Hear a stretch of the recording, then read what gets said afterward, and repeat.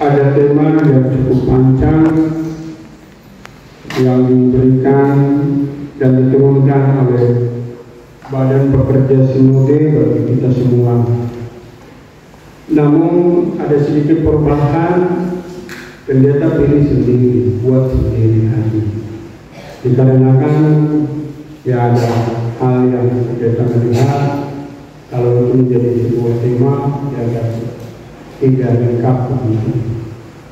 Sehingga tema yang pada pagi hari ini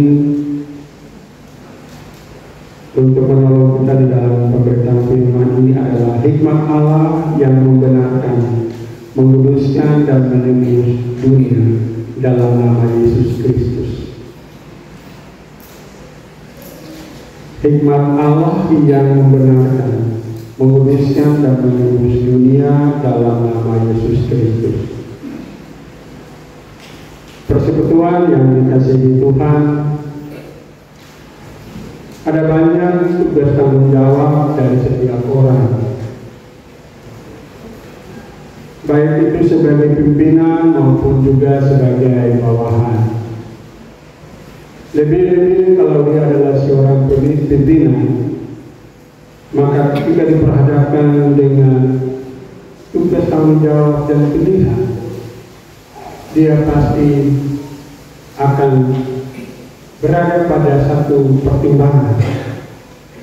Pertimbangan baik itu menyangkut kemampuan, menyangkut kesiapan atau menyangkut keluarga. Dalam mengambil keputusan pemimpin ini dia akan melihat kepada hal-hal itu. Namun Bapak Ibu Saudara-saudari, hikmat berbicara berdasarkan apa yang dikehendaki Tuhan. Kalau seorang pemimpin dia hanya untuk melihat dari sisi-sisi ini, pasti dia akan menilai atau pasti akan menyampaikan dan memutuskan berdasarkan dia sendiri. Bisa keluarga, untuk cepat jabatan ini si A. Padahal secara dinas, secara struktur atau secara tanggung jawab kepangkatan belum memenuhi syarat. Tapi karena keluarga itu bukan hikmat. Tapi kalau hikmat dibacanya oleh Tuhan, dan dia memilih orang yang tepat dan pas. Hal yang kedua Bapak Ibu Saudara-saudari, kita jumpai juga berbicara tentang bagian ini di dunia pengadilan. Ketika mengambil keputusan terhadap suatu kasus yang mana ada keluarga itu terlibat, dia akan menjadi sebuah masalah.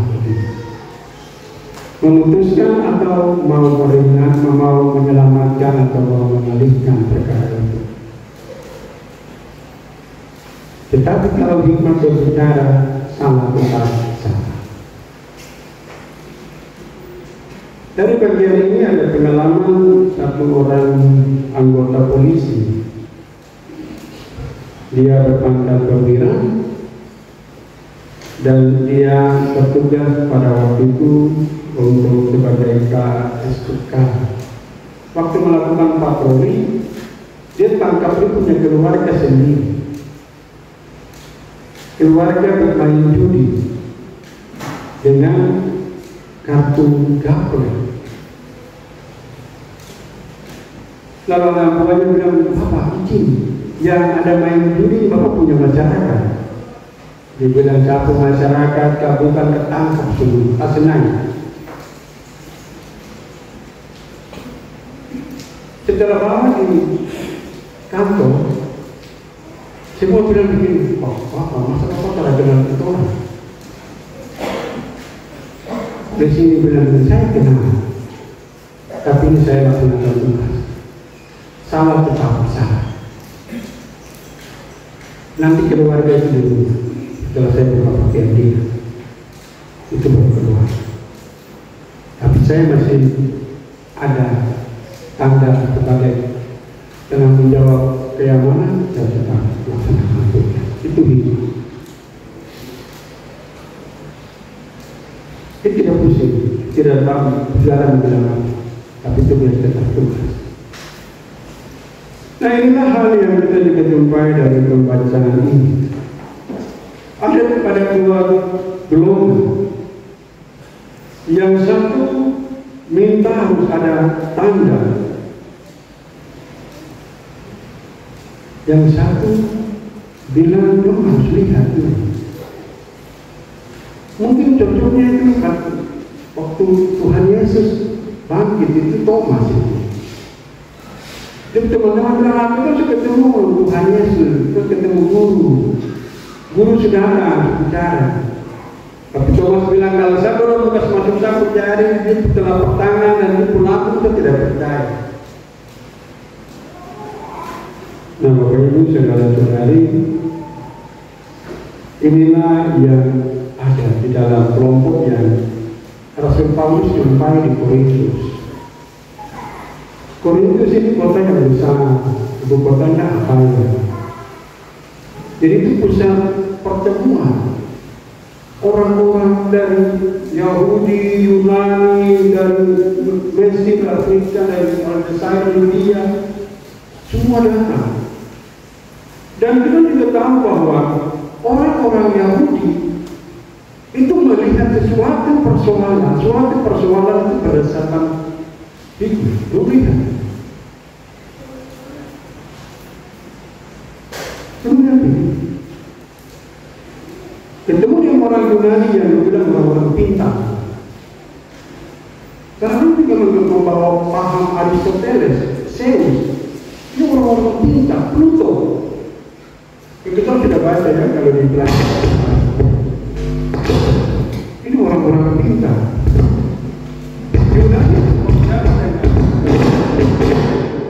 Yunani berpendapat dengan Yahudi, dua-dua pintar. Pintar dan pintar sama bukan. Yang si A bicara soal dia punya ilmu matematika, itu Yunani juga. Tapi Yahudi bicara soal apa? Seluruh ilmu pengetahuan. Itu sebabnya bangsa Israel itu bangsa yang pintar.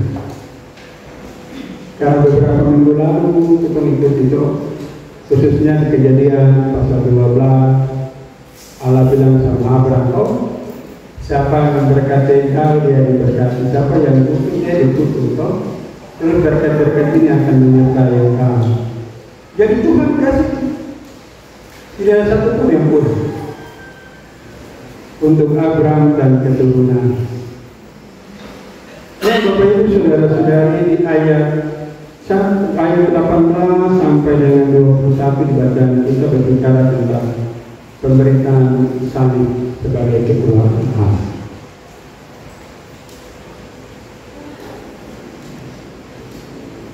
Kita bisa saksikan ketika orang kerasukan setan biasa pakai salib juga, menganggap itu adalah kekuatan. Salib itu kekuatan Allah. Dan di sinilah apa yang terjadi antara orang-orang pintar itu, orang Yahudi, orang Yunani, mungkin orang Mesir, orang Libya tidak terlalu, tapi dua orang ini bangsa ini itu bangsa yang keras. Sehingga dikatakan di ayat 18, sebab pemberitaan tentang salib memang adalah kebodohan bagi mereka yang akan binasa. Tetapi bagi kita yang diselamatkan, pemberitaan itu adalah kekuatan Allah. Ayat yang kedua di ayat 19, karena ada tertulis, aku akan membinasakan hikmat orang-orang berhikmat dan kearifan orang-orang bijak akan kulenyapkan. Ini bicara tentang dua orang ini, dua bangsa ini yang keras. Boleh kamu ketentara, kamu punya kehebatan, tapi kalau hikmat Tuhan, kepada siapa Tuhan berkenan Tuhan kasih. Bapak Ibu saudara-saudari, di bagian kedua dari pembacaan kita di ayat 22 sampai dengan 26 berbicara tentang tanda hikmat dan pemberitaan Kristus yang disalibkan.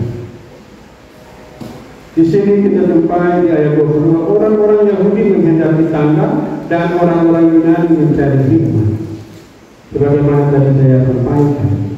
Jadi jangan berhenti pada itu. Tanda itu seperti yang Thomas bilang. Inilah orang-orang Yahudi butuh tanda. Ya itu juga sampai hari ini mempengaruhi kita semua.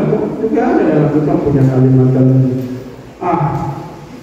Tuhan, kalau Kau memang menyertai saya, Kau kasih tanda dulu. Kau kasih tunjuk saya ini. Kalau Kau ada dengan saya hari ini juga, saya bilang hujan stop. Itu kan ada. Itu tanda. Tapi juga untuk saudara-saudara, ada orang yang dia memang menghadapi hal yang berat, persoalan yang rumit, susah sekali. Maka dia mesti berdoa dengan hikmah dari Tuhan. Tuhan, saya membutuhkan, saya mau menyelesaikan ini seperti apa.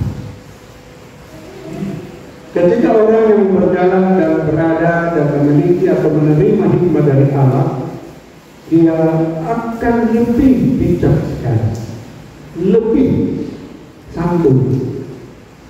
Orang yang menerima hikmah itu santun, dia santun dalam arti dia bisa menghargai. Secara dinas mungkin dia pangkatnya jadi senior, tetapi secara usia dia di bawah. Usianya masih muda, tetapi menghargai yang senior. Bukan soal pangkat, tapi soal usia.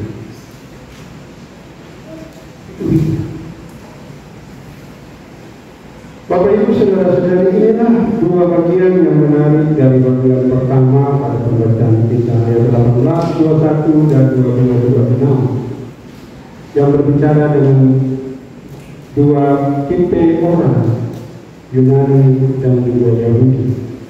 Sehingga bagian ini juga mau menolong kita sebagai orang-orang percaya. Dua bagian atau dua pikiran ini, butuh tanda dan juga butuh iman, itu harus ada pada kita. Kita selalu memohon dan meminta Tuhan untuk memberikan dan menyatakan itu kepada kita. Hal-hal yang berikut saudara-saudari kita jumpai di ayat 27 sampai dengan 31 tentang Kristus, hikmat Allah yang membenarkan, menuliskan dan melindungi. Ini menolong kita saudara. Dengan berbagai pengalaman, pengetahuan, terkadang orang ataupun saudara-saudara kita menempatkan itu sebagai kekuatan utama dia dalam sebuah atau suatu pelayanan. Pengetahuan, pengalaman, dan juga lama bertugas. Saya kesaksian satu ketika kami pelayanan di satu tempat tahun 2006. Kami pelayanan lalu ada sejumlah orang-orang tua yang datang dan menantang kami. Anak, kamu sudah melayani berapa tahun? Waktu itu kami kelompok ini belajar atau pergi untuk menerapkan materi tentang okultisme. Bapak Ibu, kalau okultisme kan berhadapan dengan budaya dan tradisi yang keras itu, penyembahan berhala, pegangan-pegangan yang ada dalam kehidupan orang percaya atau pembedaan orang Kristen di Papua sampai hari ini. Dan mereka nantang, apalagi kemarin di hutan di rumah. Kamu umur berapa tahun? Kamu melayani berapa tahun? Kamu datang bicara tentang barang ini di tempat ini atau di kampung ini. Cuma jawaban sederhana, kalau Tuhan yang mengutus, siapa mau berkata? Ibu bapak, saudara-saudari, ternyata bapak ini adalah seorang majelis dan dia ada di pada pekerja klasis GKI. Kami menjawab puasa dan Tuhan menunjukkan bahwa dia adalah orang yang simpang suami.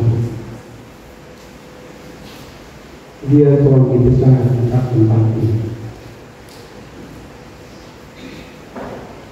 Ini yang lebih baik. Itu yang disebut dengan kekuatan dan hikmah Tuhan berhadapan dengan kebodohan yang ada di dalam diri kami. Orang melihat kebodohan di dalam diri saudara dan percaya pada Tuhan kita rasakan pengalaman, berdasarkan pengalaman dan lain. Tapi hikmat Allah itu bagaimana akal mudah ke Tuhan kepada siapa Tuhan berkenan Tuhan mereka.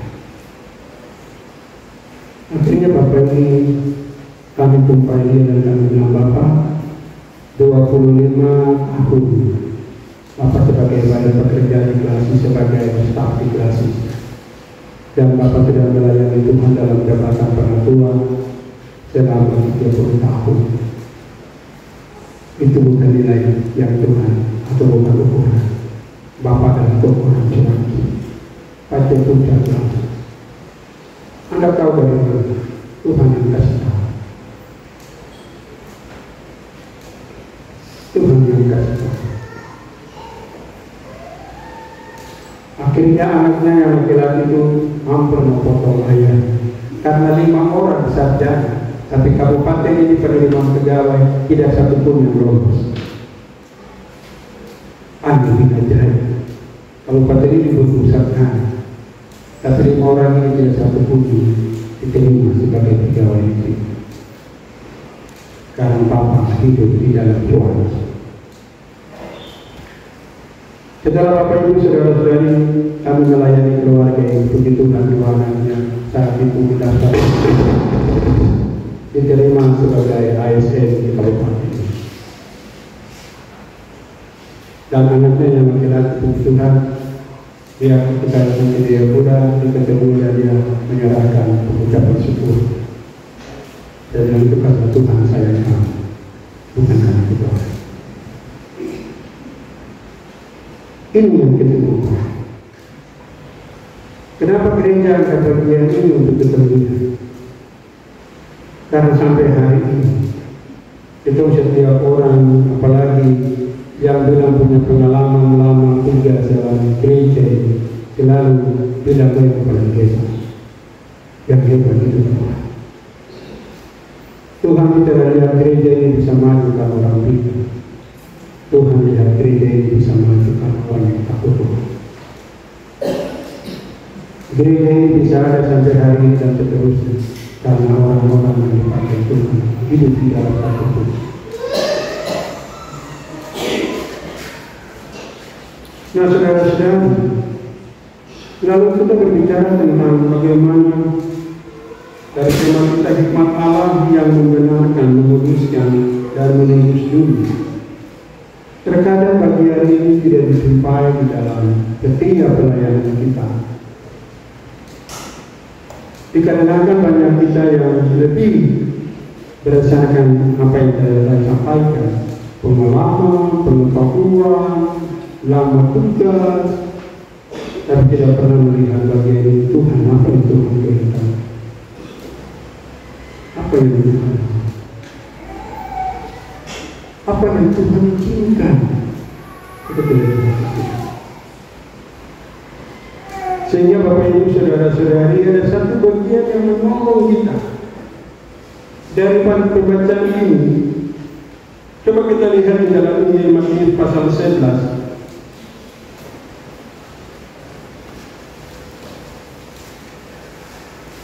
Matius pasal 11 di ayat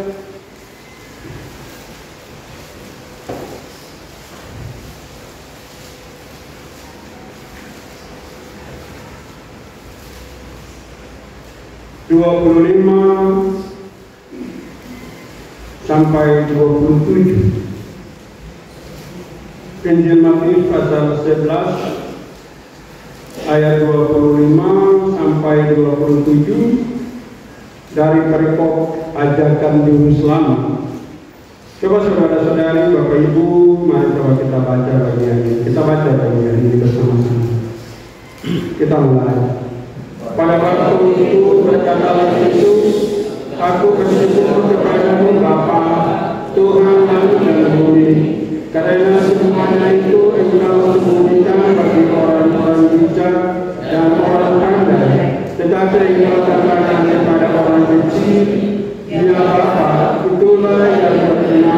kepadamu. Semua yang telah diserahkan kepadaku oleh Bapakku, dan tidak seorang pun mengenal anak selain Bapa, dan tidak seorang pun mengenal Bapa selain anak, dan orang yang kepadanya anak itu berkenan. Jadi ini Bapak Ibu Saudara, hikmat itu seperti itu.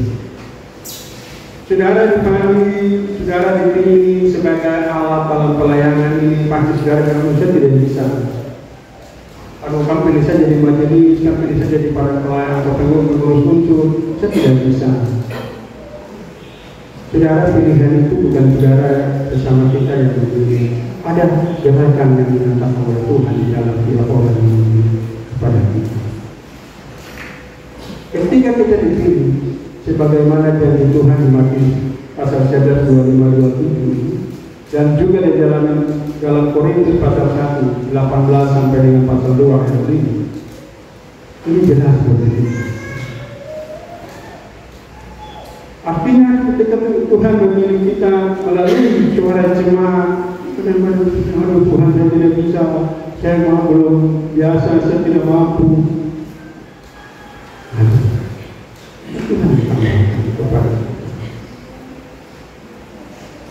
Dan hal yang tentunya kira-kira kita jumpai dari pembacaan kita pada ayat 1 sampai dengan 5 di pasal 2 berbicara tentang Injil diberitakan, keyakinan akan kekuatan Roh, supaya iman bergantung pada kekuatan Allah. Injil ini harus terus diberitakan. Saudara, kita memberitakan iman. Kita terkadang melihat pada ruang-ruang pelayanan. Oh, saya nanti mau ibadah, saya sembahyang, orang dan itu firman Tuhan, Injil diberitakan. Injil diberitakan itu di mana saja. Dari kehidupan saudara dan saya untuk menghadirkan Tuhan Yesus di tengah-tengah situasi itu. Supaya apa? Filipi 1:21 itu supaya semua orang melihat Yesus dari diri saudara dan saya. Semua orang menjumpai Yesus dari kehidupan saudara dan saya, baik dalam tanggung jawab pekerjaan masing-masing, dalam keluarga, di lingkungan. Tuhan Yesus dilihat dari cara hidup kita.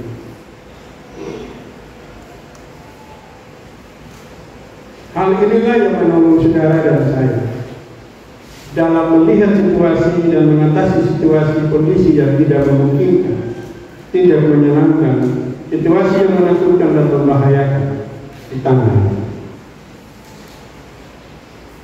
Ketika seseorang ada di dalam Tuhan, pasti Tuhan juga mengerjakan bagian-bagian yang tidak dilakukan oleh kita, tidak dibuat oleh kita, tapi Tuhan yang melakukan.